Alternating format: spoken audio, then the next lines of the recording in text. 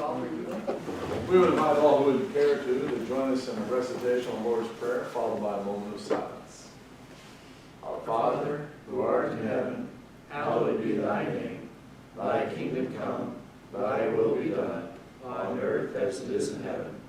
Give us this day our daily bread, and forgive us our trespasses, as we forgive those who trespass against us. And lead us not into temptation, but deliver us from evil. For thine is the kingdom, and the power, and the glory forever. Amen.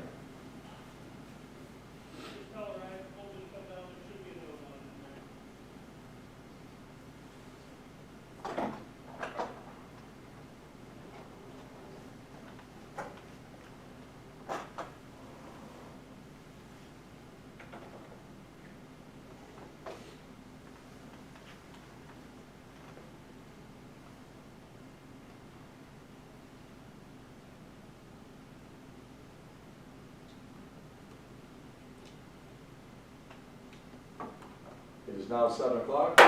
Shelby City Council meeting is called to order. Please join me in the Pledge of Allegiance. I pledge allegiance to the flag of the United States of America and to the republic for which it stands, one nation, under God, indivisible, with liberty and justice for all. Be seated, please. Roll call, please. Mr. Crum. Mr. Robb. Here. Mr. Roberts. Here. Mr. Gates. Here. Mr. Martin. Here. Mr. McLaughlin. Here. Now entertaining a motion to dispense with the reading of the journal from November the 7th, 2022. So moved. Second. We have a motion by Mr. Roberts and a second by Mr. Martin to dispense with the reading of the journal from November 7th, 2022. Discussion? Roll call, please. Mr. Gates. Yay. Mr. Martin. Yay. Mr. McLaughlin. Yay. Mr. Robb. Yay. Mr. Roberts. That motion passes. We now come to the time for public comment. If anyone has comment they'd like to make to council, please come to the podium, state your name and address, and make your comment to council. Or if you would like to reserve time for a future piece of legislation, you can come to the podium and state that you would like to reserve time when a certain piece of legislation by number comes on the agenda. We have opportunity for both of those. My name is Brett Hefner. I live at 3429 Stein Road in Shelby, Ohio. And the first part of what I have to say is difficult for me. I simply don't know how to handle it. But Deanna and I have been partners for 23 years. She has a son and grandkids that live on West Street in Shelby. And unfortunately, the house next door caught fire, and it was a tragic episode for that family. I feel very bad about that, and I wouldn't know how to deal with such a thing because, you know, they were there a long time. They were good neighbors. But that's what I want to talk about is what happened after that, how it relates to us. Thankfully, no one was seriously injured, and I credit the I don't see the fire chief here. I don't know who responded that day, but I'm very thankful that they did and that they put the fire out before the structure, the framing itself caught fire. And so they were considering whether to do a rehab or whether to tear it down. And my Deanne's son spoke to Mr. Robb and his wife a little bit about, you know, recommendations, since they're kind of, I don't want to say in the business, but they've been involved in things like this before. They came to a good conclusion, I think, that to purchase a property and tear it down. And from that point then, well, it took some time, and that's quite understandable. While the building was still up, we had a wire that blew down and became kind of a problem. And I called the non-emergency number, and Officer Chambers came out, and he was very helpful. He called the city, and they sent out somebody, I think his name was Luke, am I correct? He came out on a Friday after hours, all the way from Bloomville, and remedied the problem for us. So I want to thank Officer Chambers. I'd like to thank Luke for coming all that way and taking care of it for me. And then too, there was an escrow that the insurance company paid for the demolition. And I expect that a couple of council members here now were probably a part of the group that put together that in the codified ordinances. And I'm not familiar with that, but if you were involved in it, thank you very much. That escrow then, thank you very much, Mr. Gates. And in order to make that happen, there was a little bit of confusion, mostly on my part, about how that should be done. And I want to thank the mayor, because I called you on a Friday and you were at home recovering from a surgery, and you still took the time to call me to find out what was up. And your advice was good. You told me to call Joe Geis, and Joe Geis got it started with Gordon Eister, who wrote up the agreement. So we found a contractor, and time went by and all of that was concluded. I'm hopeful that there will be grass growing there in the spring. I expect to have grandkids kicking soccer balls across there. When the weather's right, we're going to put sidewalks in. And all I've got to say is a heartfelt thank you to all of the people here that helped us with this. Thank you very much. Thank you.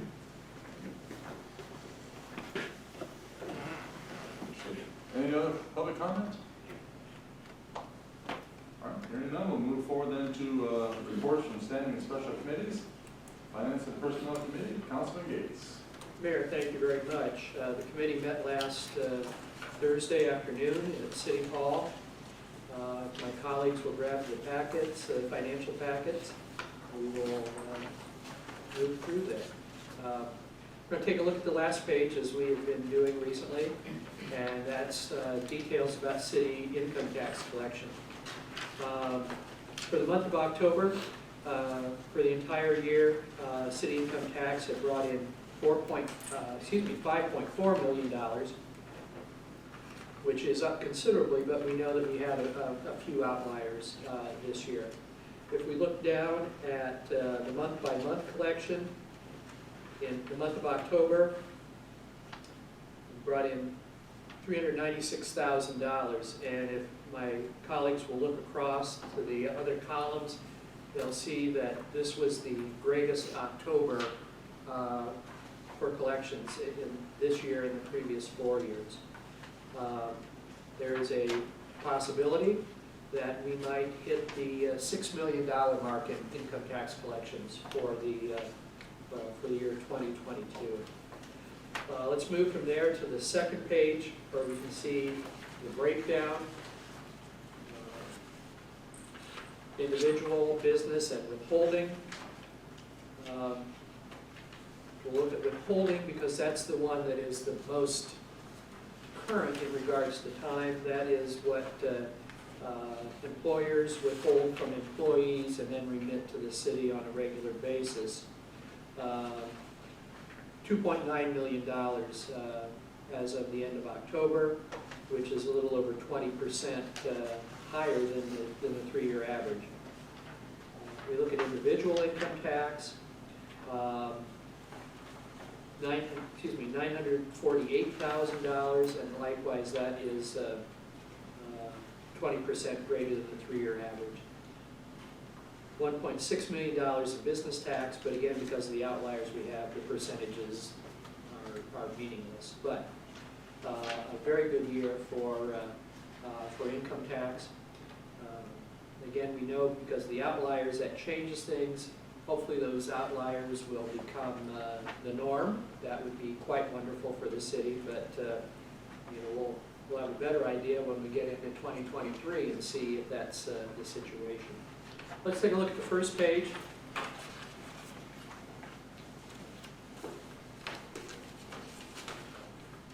The general fund had cash at $2.5 million at the end of October. Take out the remittances, or excuse me, the encumbrances, and we have $1 million, pushing $2 million there. So if we go clear over to the right, we can see that to change year to date, $1.2 million, and again, that's the result of the outliers collected in income tax and then distributed to the general and other funds. Moving down to the health fund. The health fund is, dare I say, very healthy. $420,000 free and clear, $421,000 free and clear. The park fund likewise is, when we look at the cash, $608,000. We have $599,000 in encumbrances. So when you look at what's free and clear, it's only $8,500. But that encumbrance includes the contract for the Black Fork Commons Plaza, and particularly includes the monies that were contributed, the $500,000 contributed by the county commissioners. So that explains that situation. The parks are pretty much wound down for the year, so as far as any routine expenses, those will be minimal at best for the balance of the year. If we look down capital improvements, the 300 fund, $411,000 in cash, $409,000 encumbered. That's a good thing because the capital improvement fund is meant for capital improvements. We are almost duty bound or honor bound to spend that money for capital improvements around the city. Moving down, 353, streets, alleys, and catch basin. Again, free and clear there, $368,000. That gives us a good idea of what we have for next year's repaving program.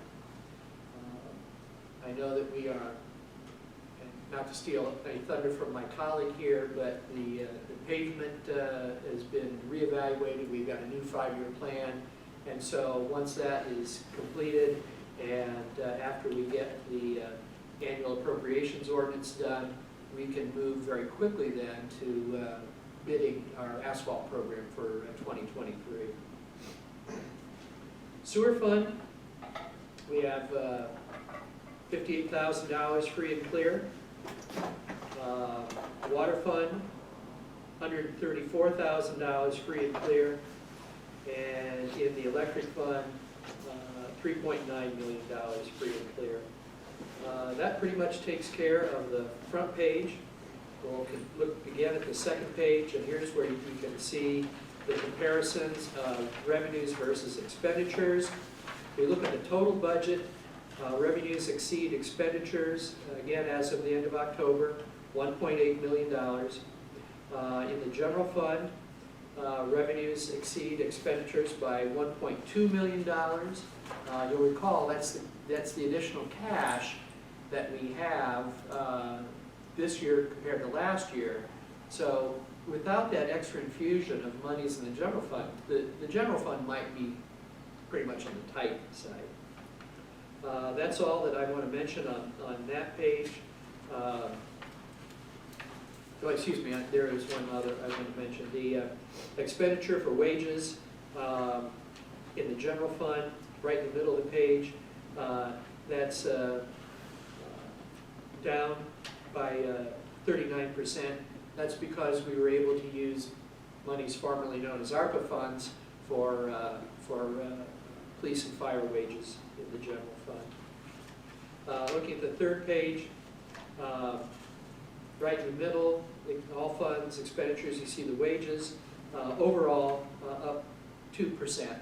That was unexpected.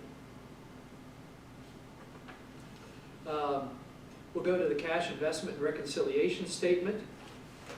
We talked briefly about interest rates. Interest rates are up because of the actions of the Fed.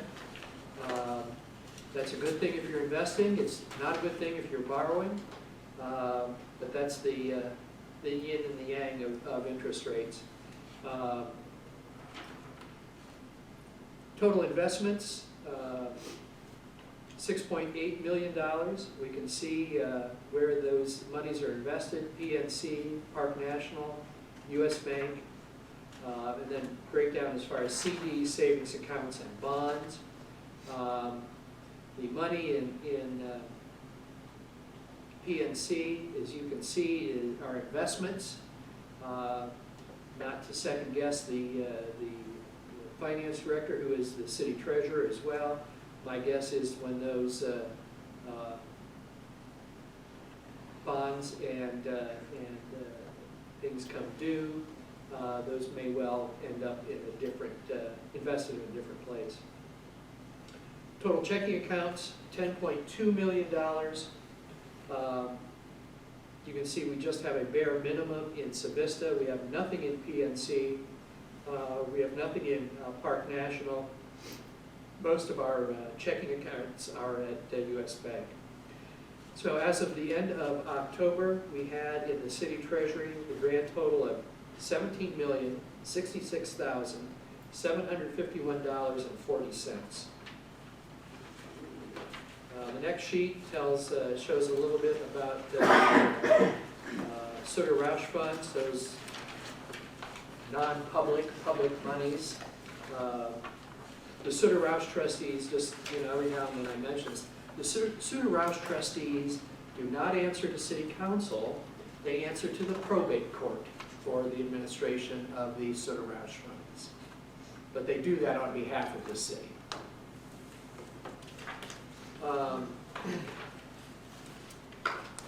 So my other notes, we are yet waiting for the 2021 state audit. The finance director said that it should be done very, very soon. I would be more than happy to see that draft copy hit our emails, but I'm not going to hold my breath until that happens. As far as collective bargaining, the city will be negotiating with the FOP in 2023. We talked briefly about the rainy day fund. That's been an ongoing topic for the finance committee. Mayor, you forwarded your personnel notes through the deputy finance director. We've had some resignations in the police department, a dispatcher and a police officer who is also going to be serving now as an auxiliary officer and possibly filling in some open time slots. As far as hiring, we're in the final stages, or the city's in the final stages of hiring a patrol officer, and we had a dispatcher who returned. Perhaps she saw that the grass wasn't necessarily greener over on the other side of the fence, and is, to her credit, chosen to return. In the fire service, your note says that the city's in the initial stages of hiring 3 firefighters/paramedics. Conditional offers of employment have been made to 2 candidates, with the 3rd offer anticipated to be made on Monday morning. That would have been this morning. And your last note here is the city always advises candidates to await the final results of all testing before turning in their 2-week notice to their current employer. That's wise advice. There can always be a last-minute kerfluffle. So, Mayor, that's my report. If Mr. Martin or Director Crow have anything to add, certainly should do so. Are there any comments or questions for Mr. Gates regarding his report? Mayor, I move that the combined financial statement and the cash investment reconciliation statement, both dated October 31st of 2022, be received, placed on file, and posted to the city's website. Second. We have a motion by Mr. Gates and a second by Mr. Martin that the combined financial statement and the cash investment reconciliation statement, both dated October 31st, 2022, be received, placed on file, and posted to the city website. Discussion? Roll call, please. Mr. Roberts. Yay. Mr. Gates. Yay. Mr. Martin. Yay. Mr. McLaughlin. Mr. Rob. Yay. That motion passes. Thank you, Mr. Gates. Mayor, you're very welcome. We now come to Utilities and Streets Committee. Councilman Martin. All right, thank you, Mayor. Utilities Streets met on July 17th.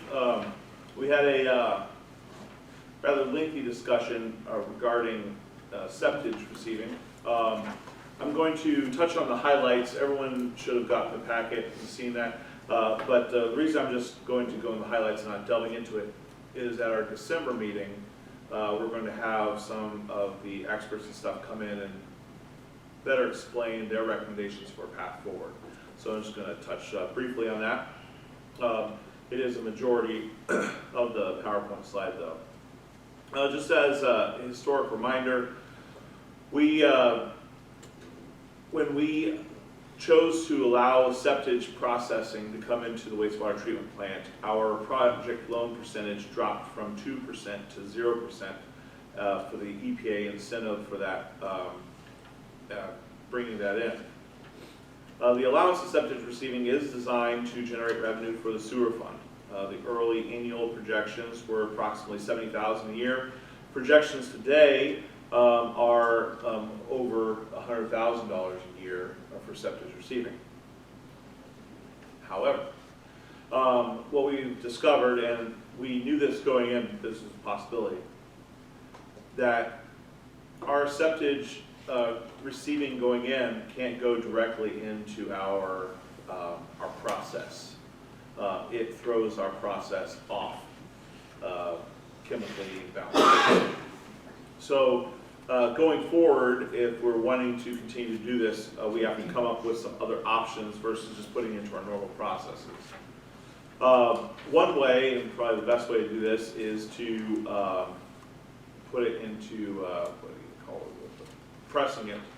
We can do that one of two ways, either using a belt press or a screw press. The screw press is right now the recommended. And that basically allows us to haul it away as compressed sludge. If that makes sense.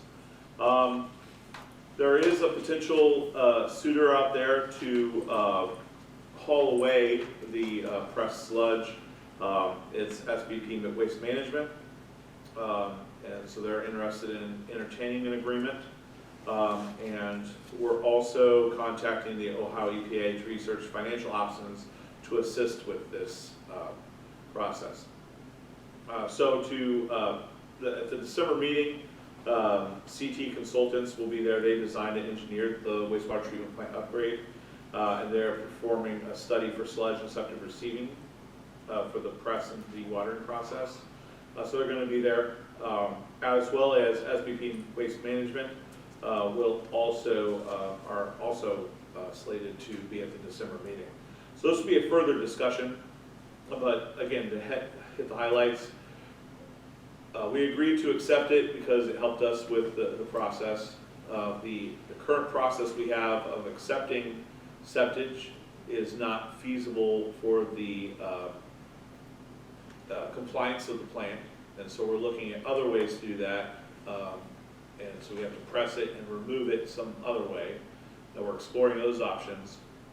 But even with all that considered, it's still a potentially a huge revenue generator, simply because other plants in the area don't accept septage. So we're one of the few in the area. So there are people that are wanting to have us accept it because they're having to travel, some of them as far as Mount Gilead to do this. And a lot of the smaller plants have a cap on it because, again, it's going into their process. If we go through this process, essentially there would be no functional cap.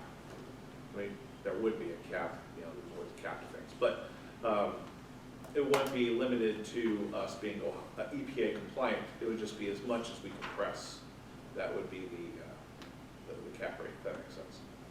So we're exploring those, more discussion to come, and if you are just so diehard and invested in our septage receiving, you can come to our December meeting. It's going to sure to be an entertaining one, as septage receiving can be anyways.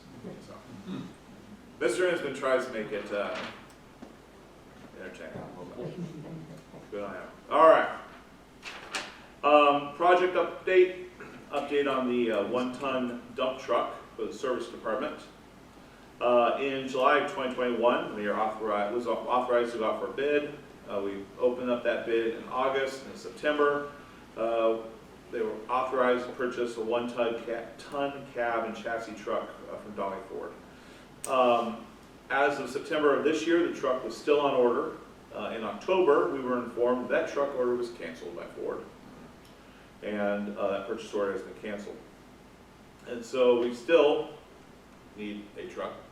But if you remember, we also, at the time, purchased the dump body and the plow.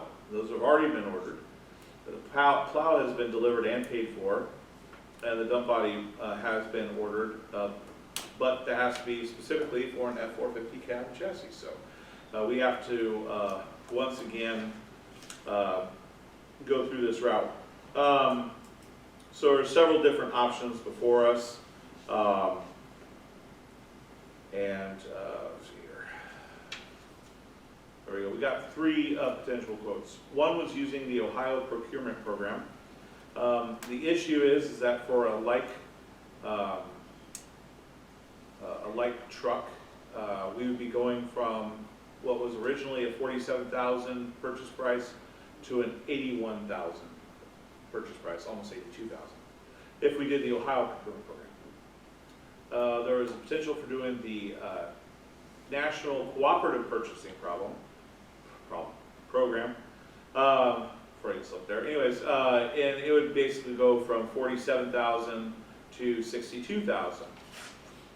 There was a third option, a local dealer with no procurement, but through their fleet sales, and it would be at $59,000. So the question we posed to Mr. Insman is, if we didn't go through one of those cooperative programs, would we have to go for bid? Because we're on kind of a short leash. In other words, the order has to be made very quickly, or else we're going to, Ford has said, we're going to miss this, and it'll be pushed back even further.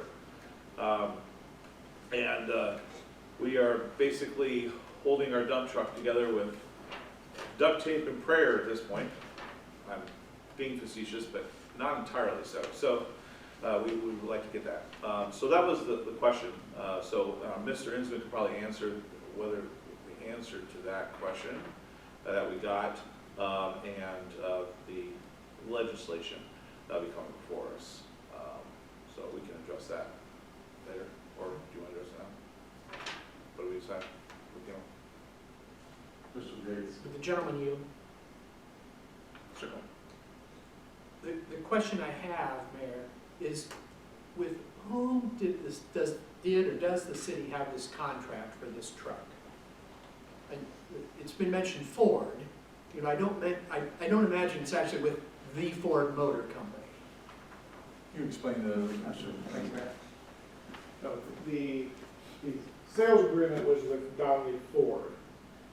They were given the information by the Ford Motor Company that truck that was designed for the service department, that 450, would no longer be available for production. So the conversation that's come from the Ford Motor Company to Donley Ford, that the truck that we were planning to have in production would not be made.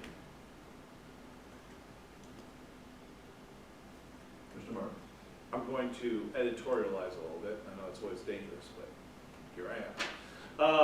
Yeah, so it's frustrating on my part, because it seems like, oh, we don't have this 2022 available, so now we're going to force you to purchase a newer year, essentially. I don't know if Mr. Insman is willing to go down that road, but that just seems what it is to me. It's like, we don't want to produce any more of these ones that we're obligated to, so we're just going to cancel the contracts, and you know what? You're probably stuck. You're going to have to purchase the newer year model. So. Correct. The planning years for vehicles is either model year 2022, model year 2023. Model year 2022 is no longer available. It's past time. It's in the 2023 year model. Even though we've been in the pipeline for over a year. Correct. Mr. Gates. Mayor, the question I have is who has caused us harm in this? I think that Donnelly Ford is probably as much, I hate to say the word victim because that's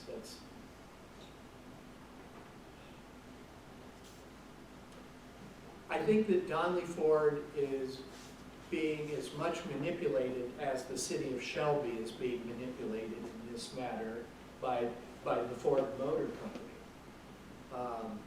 I'm not suggesting action, but I have to wonder in my mind that if the city were to say, no, you know, we have a binding contract, you know, with whom would we, you know, go after?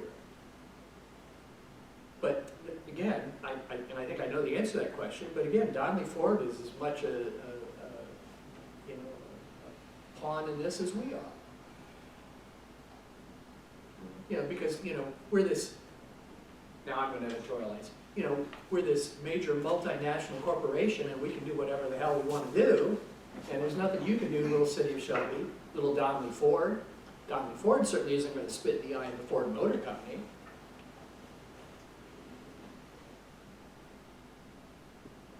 So that's about the way it shakes out. So to the question, if we don't go through one of the purchasing programs, then are we or are we not bound to go out for bid for that third option?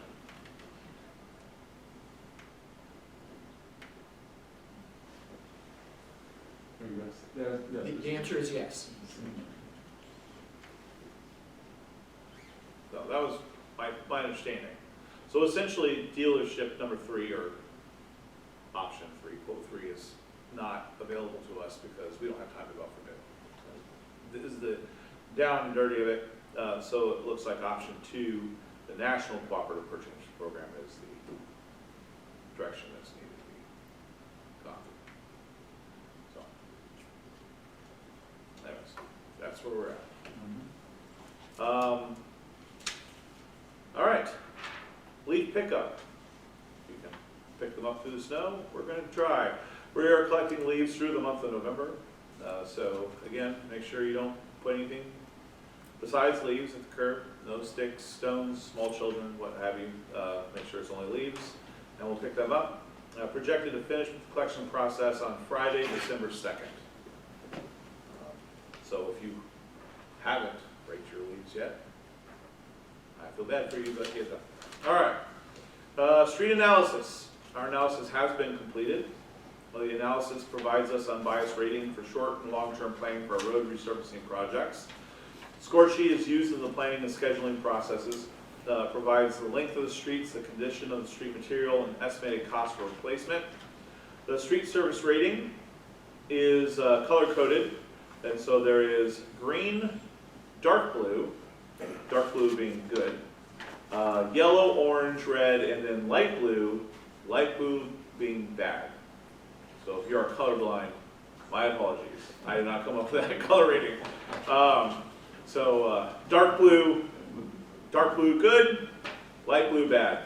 So if you were confused with that, join the club. But there you have it. That's the way it is.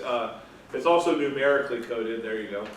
So for those who are colorblind, pay attention to the numbers only, I guess. 90, 80, 70, 60, 50, 40. The best streets are rated 90, worst streets rated 40. That analysis was conducted by Tim Herbst at National Payment Analysis, LLC. They are the ones that performed the last analysis, so they had some historical understanding of our streets and such. So that is the document, just like the previous document was. That's the document we're using to guide our decisions. But I do want to mention, of course, a couple caveats to that. Obviously, if you have a road here and a road here and a road here, and they're bad, they're in the 40s, but you have a road right between them that's in the 60s, we might do all 3 of them at the same time because of pricing, demand, time. It's just cheaper to do it that way, and we know we're going to get to that one eventually. So just because it's not a perfect system of we're just going around doing all the 40s because we do live in a dimension where time and space matter. So we're we make the best decision as our overall guide. So there's sometimes people are like, my street was rated 70, why is my street being done? I drove on this street, well, it's on the other side of town. So we're trying to get the best rate and be the best stewardship of our funds. So, as always, if you have questions of that, reach out. All right, Mayor, that's my report. Thank you, Mr. Martin. Are there any comments or questions for Mr. Martin in regard to his report? If not, we'll move on to reports from city officials. The mayor's report, very, very brief. At our last meeting, I've been occupied with typical duties in the mayor's office. Over that time period, as Mr. Gates alluded to, I participated in 4 final interviews with 3 candidates for firefighter paramedic position and 1 candidate for police dispatcher position. And so conditional offers for employment for all 4 candidates are in process. Today, I met in Lexington with my fellow mayors of Richland County, and that's always a profitable time spent with my fellow public servants. And of course, on the agenda, you see several appointees for your consideration for confirmation. So before we get to those, are there any questions for me in regard to my brief report? If not, I will entertain, if council so pleases, motions for confirmation of these appointees. Mayor, I move to confirm the appointment of Dave Kynett to the Board of Park Commissioners, Beth Turman to the Board of Zoning Appeals, the appointment of Joe Geis to the Community Improvement Corporation, the appointment of Nathan Martin to the Community Improvement Corporation, the appointment of John Ensman to the Community Improvement Corporation, and the appointment of Lance Combs to the Community Improvement Corporation. Second. We have a motion by Mr. Gates and a second by Mr. Roberts for the appointments so read. Everyone's clear on that, correct? I'm not going to read down through all those again for those appointments. Discussion? Mr. Martin. Just a point of inquiry, and I cannot remember the last time we did this. I know traditionally members who are being appointed recuse themselves if there's financial, but there's no financial thing with the CIC. So I will be voting on this, but I just wanted to make sure that that's all clear. My inquiry, all right. Any further discussion? Roll call, please. Mr. Roberts? Yay. Mr. Gates? Yay. Mr. Martin? Yay. Mr. McLaughlin? Yay. Mr. Rob? Yay. That motion to approve those appointments passes. All right, we'll move forward then to Mr. Crum, Director of Finance, for a report. Thank you, sir. Thank you to Mr. Gates for a wonderful synopsis of our financials. A few things regarding the audit. I did actually get not a draft of the audit report, but of management letter suggestions and such, I think on Friday. So I would expect the draft of the audit report to come very soon. So I'll give you that email as soon as I do. The health department audit is also coming along. They're a couple more steps behind, but I would still expect that probably by the next council meeting.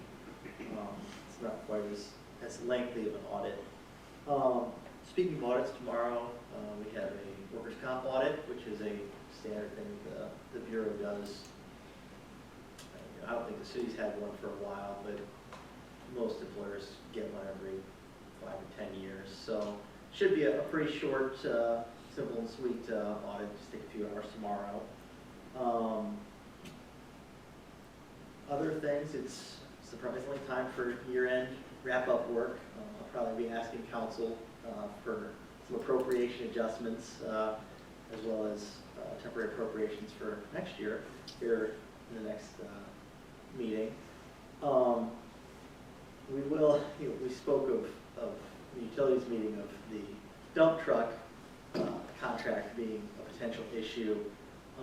We have the same issue with 2 police cruisers that we have on order that have been canceled.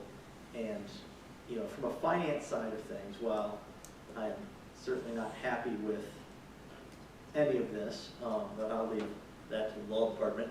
You know, we can, I think in our current appropriations, we can probably work things around for the dump truck because it comes out of so many different funds. The police cruisers, if we want to do those before the end of the year, we may have to appropriate more money to the 300 fund because while we dutifully spend all of that money, there's not enough money in that fund for the increase in those two cruisers. Yeah, there will be in a couple of months because it constantly gets income, but in the immediate future, we might have to do some legislation if we were going to reorder those in the next few weeks. That's about all I have, sir. Mr. Crum, are there any comments or questions for Mr. Crum in regard to his report? Mr. Gates? Mayor, in light of what the finance director has just shared and some information that has been shared with me previously, I would move that council go into executive session with our attorney concerning disputes involving the public body that are the subject of pending or imminent court action. Second. We have a motion by Mr. Gates and a second by Mr. Martin to go into executive session for the purpose so read. Discussion? Mayor, if this motion should pass, of course, it's a conference with our attorney, so he comes with us. I would ask that you, the finance director, and the police chief accompany council into executive session. Okay, thank you. Any further discussion? Roll call, please. Mr. Gates? Yeah. Mr. Martin? Yay. Mr. McLaughlin? Yay. Mr. Rob? Yeah. Mr. Roberts? Yeah. That motion passes. We go into executive session at 7:41.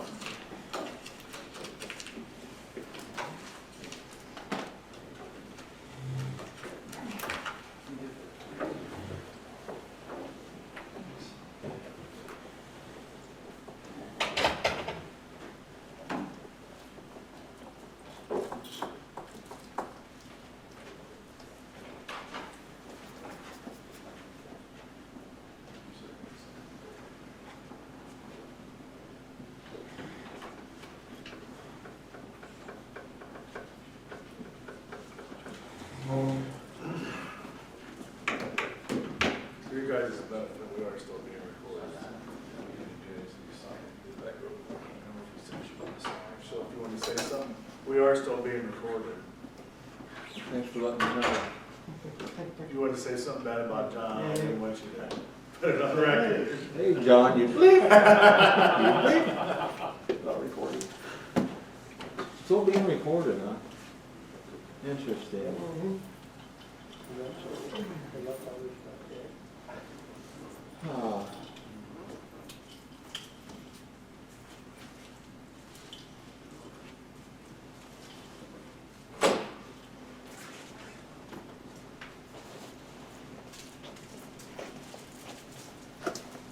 Here one time, and Joe had some really cool maps that he put up on the board and talked about. After they went into executive session, it's been years ago. Oh. And you just had some maps that I hadn't seen before that were like old maps of Shelby or something. You put them up on the screen and started talking about them. It's actually more interesting than the council meeting.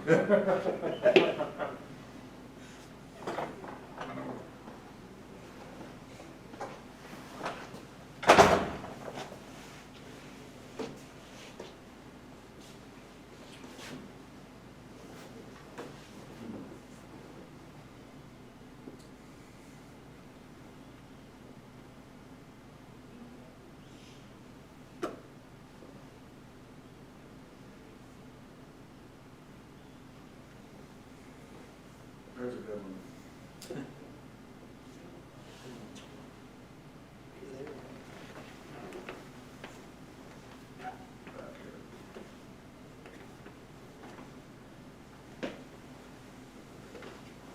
Well, I have to say, it was a lot more exciting back then because I didn't have internet access. And now I do.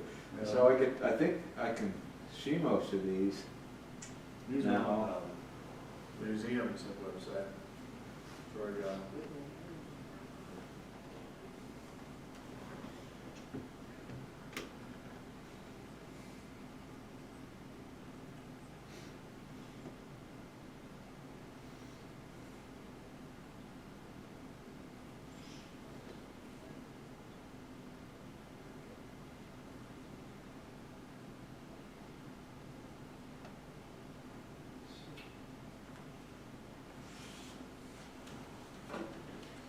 What's new and exciting, Joe? Anything going on? Just busy. Yeah. You have an assistant now. Has that made it less busy or more Oh, busy? yeah, it's nice. Is it? Yeah, it's not always, a lot of times it just compounds. No, but he's very, Good, you're doing a great job. that's good. Very self-sufficient too, so.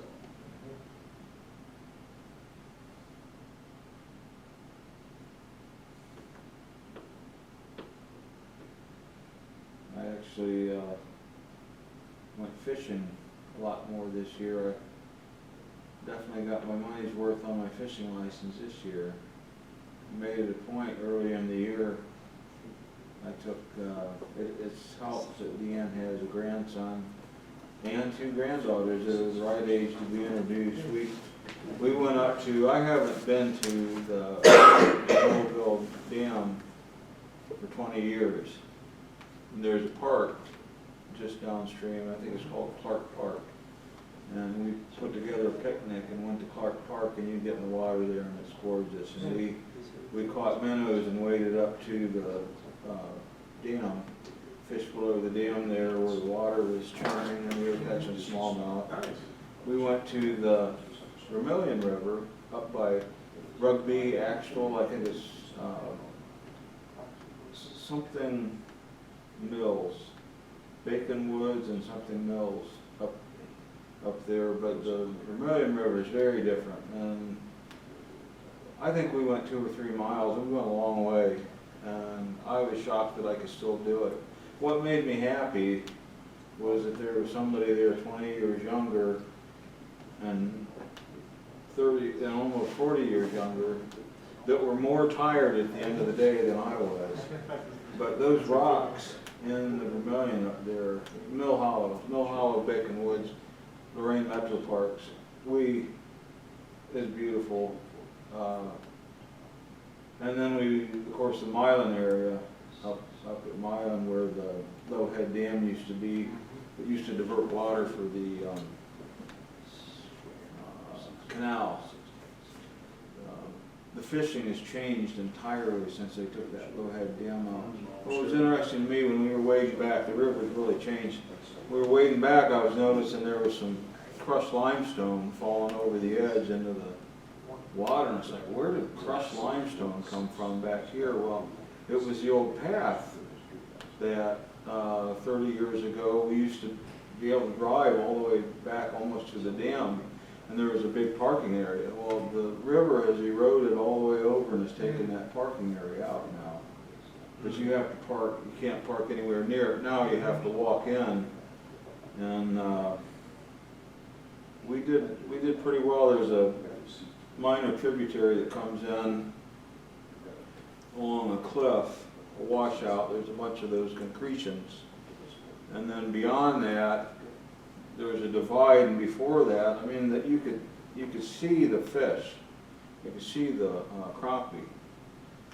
They were just right there. You could see the side of it, and you know, we were catching bait. I gave up fly fishing a long time ago, but I started up again, and so we're throwing crayfish out there because that's what we were catching in the seine. They don't care about that at all. So I went around, one trip I took my daughter and her husband. The only time he'd ever been fishing was on a charter. He grew up in a different circumstance, and he had never been in the river before. My daughter took right to the river. This was all new to him. The day was getting late. I wasn't really fishing. I was letting them fish. I didn't even take a pole, but he was getting kind of distraught because Bethany kept catching the fish, he wasn't catching anything.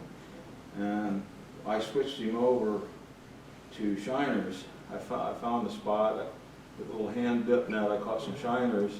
And I mean, literally, when it was getting so dark that if we didn't leave right then, we'd never make it back to the truck before dark.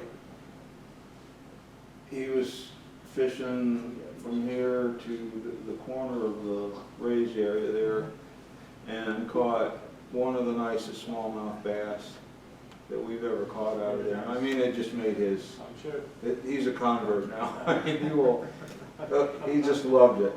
Just went on and on about that. You ever fish with Haverfield? What's that? Ever fish with Haverfield? You know what? I have, and I don't anymore. You know why? He takes it too seriously.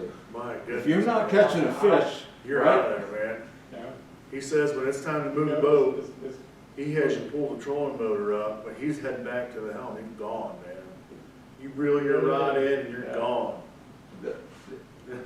If you're not catching fish constantly, he's not happy. It's time to move on. See, when you're in the river, it's a different thing entirely. You can walk a mile before you find somewhere that.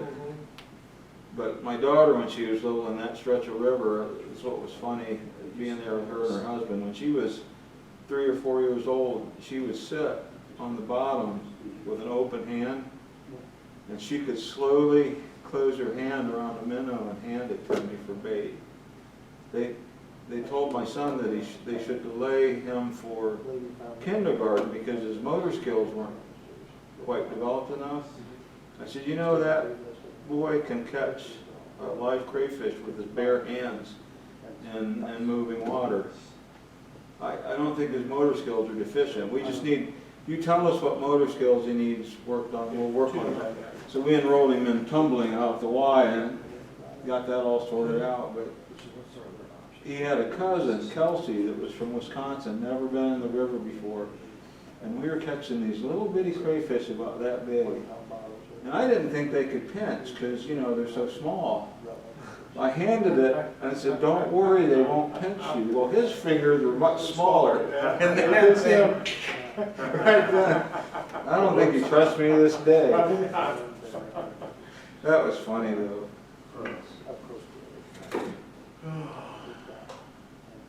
I do have a fly rod now. And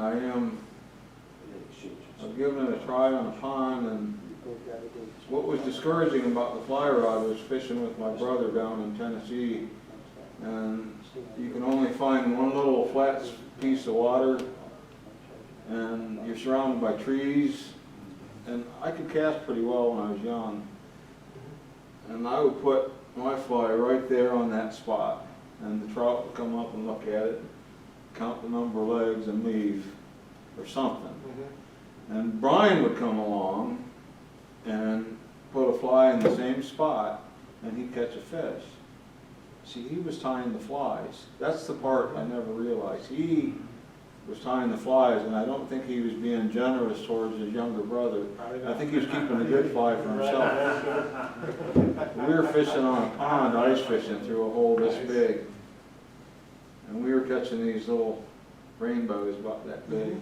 And he pulls out an 18-inch rainbow. My brother had a knack. No matter who he was with, he was out fishing. But Haverfield, phenomenal. But if you don't want to be that busy, you don't want to go with him because You're moving. You are moving. Well, He wants to catch. he wants crappie too. Is that right? when I was a kid, we used to throw the frisbee in the street late at night and skip it off the. Yeah. He can do that with a jig. He can skip a jig across the water and get it under a dock to catch a fish. Then that's fine. I've never seen it done before. That's pretty cool. I mean, he's down there all the time, over Holiday Lakes. He's there all the time. Good place to be, on the water. Yeah, yeah. Well, for a lot of years I didn't get back in, and it's like this year's going to be different. I'm gonna get in the water. We had a very good year. I won't even get started showing you pictures because, but Deanne's grandson caught a very big crappie out of our pond, which was originally stocked by Haverfield. Steve brought out a bunch of fish and put them in. And it's pretty, we caught some good fish this year. That's a lot of fun with a youngster. Absolutely. They just, and the girls just love being in the water. Even Grandma was out there. I don't know if you're familiar with how the water is here at Monroeville, but it's shale and shallow, and the water's moving, but it's not fast. It's comfortable. Most of it's knee deep or less. And at the end, she got out and walked up the river, and she had me put my camping chair. I have a heavy duty Cabela's, built for large people like me, and it wasn't going to wash away. She went out and sat in the middle there while the Nice. kids played. It was just a blast. It's a nice park there. I've seen it, I've never been to it though. Looks nice though. Where? That part. There, yeah, that's- Yeah. We-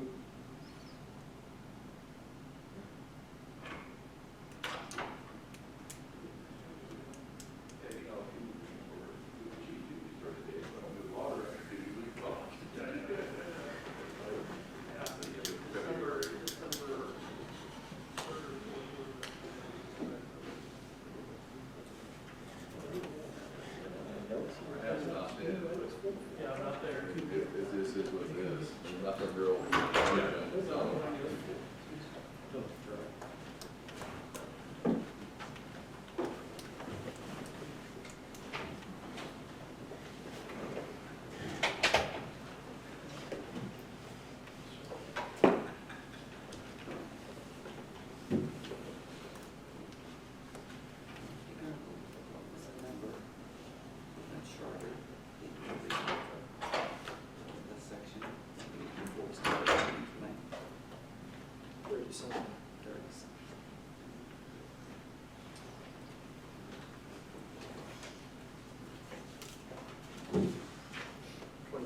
Thank you,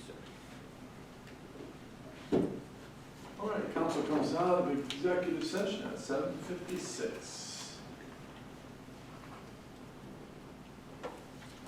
Moving forward with our reports of city officials, Mr. Eister, Law Director. Thank you, Mayor. We were down at tax court, but our new one has stepped right in, filling those duties, and tax complaints are up, or the same as they were. We didn't miss a beat, and Mr. Dean is likewise feverishly doing his duties and at a rather impressive rate. So with integrity as well, though. So he's doing a very fine job of that. So, and reasonableness. Agreed. Beyond that, normal duties. Thank you, sir. Are there any comments or questions for Mr. Eister? All right, Mr. Joe Gutty's project coordinator. Thank you, Mayor. Just a few bridge-related, we did receive from ODOT today our bridge inspection reports that they do on the bridges on the state routes. Nothing too major. In your package, you did get a letter from the county engineer concerning the London West Bridge that's going to be replaced. Routine stuff that they had to do for environmental, spending federal highway dollars. And then Smiley Road, we notified everyone that that road was closed. I think it should be back open on Wednesday. They had the existing gas line was strapped to the side of the bridge, so they're going to take that board underneath the river, so that way it's no longer an issue. So that's all I have there. Thank you, Mr. Geis. Are there any comments or questions for Mr. Geis in regard to his report? We'll move forward then to new business. We have on the agenda the election of 2 members to the Volunteer Firefighter Dependents Fund Board for 2023.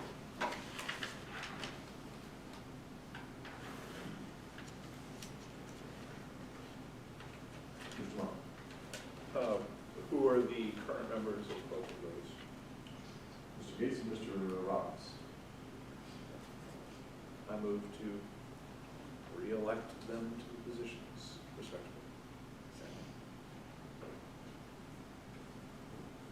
Second, I did. Mr. McLaughlin. We have a motion by Mr. Martin and a second by Mr. McLaughlin for the election of Mr. Roberts and Mr. Gates to the Volunteer Firefighters Dependents Fund Board for 2023. Discussion? Roll call, please. Mr. Gates? Yay. Mr. Martin? Yay. Mr. McLaughlin? Yay. Mr. Rob? Yay. Mr. Roberts? That motion passes. Come to another motion needed then for the election of 2 members to the Peace Officers Dependents Fund Board for 2023. The same 2 members serve there currently. I move to re-elect them to that board as well. Second that again. We have a motion by Mr. Martin and a second by Mr. McLaughlin to elect Mr. Roberts and Mr. Gates to the Peace Officer Dependents Fund Board for 2023. Discussion? Roll call, please. Mr. Gates? Yay. Mr. Martin? Yay. Mr. McLaughlin? Yay. Mr. Rob? Yay. Mr. Roberts? That motion passes. Thank you, gentlemen. Any other new business to be brought before council this evening? We'll move forward to unfinished business, the former ice plant property. That actually is contemplated under ordinance number 28, 2022. Future use of the Main Street Fire Station. Been no further discussion. We thought we might be able to discuss that with the Historic Preservation Commission on Friday, that they did not have enough members to meet quorum, so they recessed until the call of the chair. So I want to have a conversation with them. And hopefully by next meeting, we'll have a little further conversation to the future use of Main Street Fire Station. That is under their purview, Historic Preservation Commission. Any other unfinished business? Let's roll into legislation. Mr. Crum. Amended ordinance number 24, 2022, amending section 1026.03, trimming of trees required of chapter 1026, street trees of the codified ordinances of the city of Shelby, Ohio. Move. Third reading. Second. We have a motion by Mr. Martin and a second by Mr. Roberts for the third reading of amended ordinance number 24, 2022. Discussion? Roll call, please. Mr. Gates? Yay. Mr. Martin? Yay. Mr. McLaughlin? Yay. Mr. Rob? Yay. Mr. Roberts? The third reading of amended ordinance number 24, 2022 passes.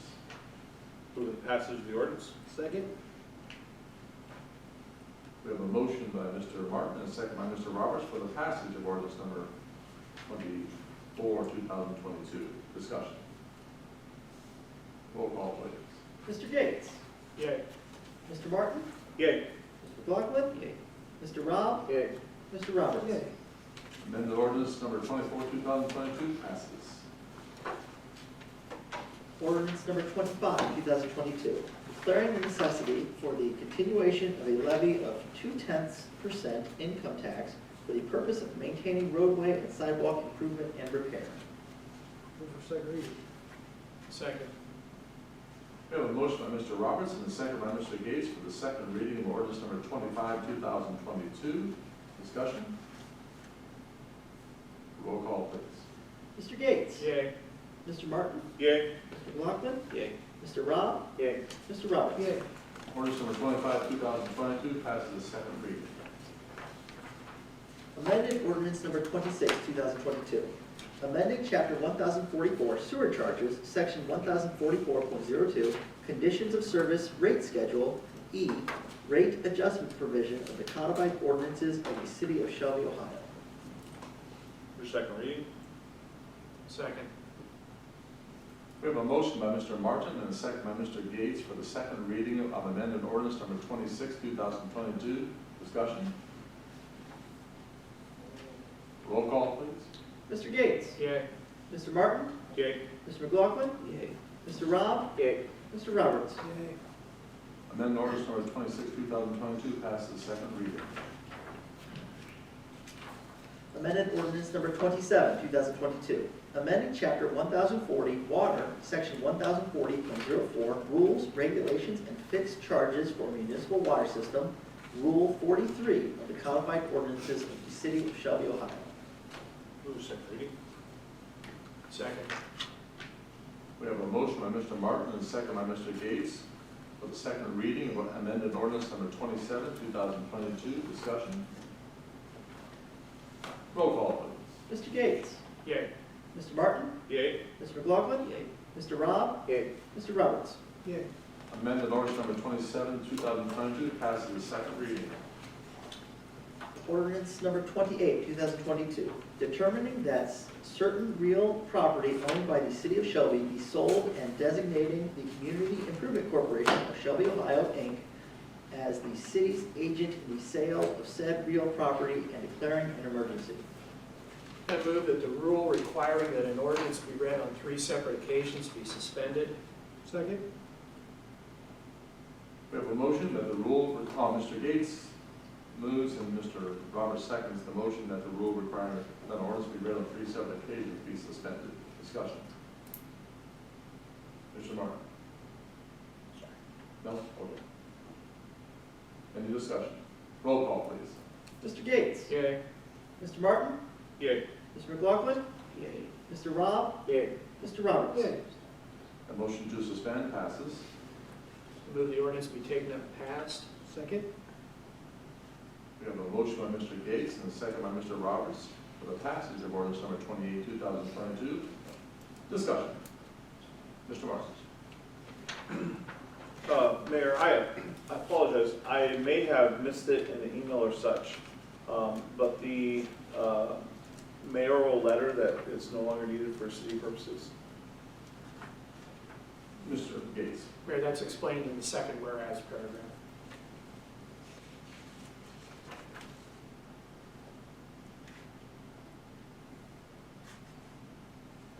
The property was, you had certified that it was no longer necessary, and that certification is still in effect. Any further discussion? Roll call, please. Mr. Gates? Yay.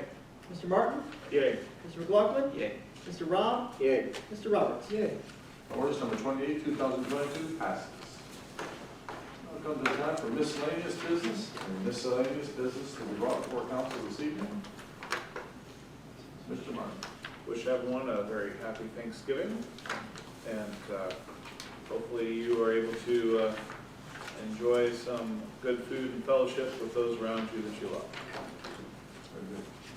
Very good. Here, here. Mr. Gates? Mayor, I move council adjourn. Second. We have a motion by Mr. Gates and a second by Mr. Martin for adjournment. Roll call, please. Mr. Gates? Yay. Mr. Martin? Yay. Mr. McLaughlin? Yay. Mr. Rob? Yay. Mr. Roberts? Yay. Council adjourns at 8:07. Gentlemen.